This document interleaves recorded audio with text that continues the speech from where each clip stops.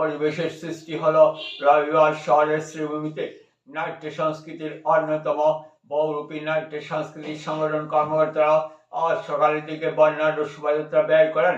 শোভাযাত্রায় চারণিক, Lions club, সন্ধানী সংঘ, নৃত্যনীল, the theatre, বিশ্ববিদ্যালয় কর্মকর্তারা সহ শহরের বিভিন্ন শিক্ষা প্রতিষ্ঠান পড়ুয়ারা পা মেলান।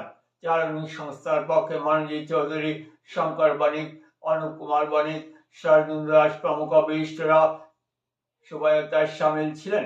অন্যদিকে লায়ন্স ক্লাবের পক্ষে জগদীশ চন্দ্র বণিক, সন্তোষ কুমার জৈন প্রমুখ ব্যক্তিত্বরা পা মেলান সবার সঙ্গে।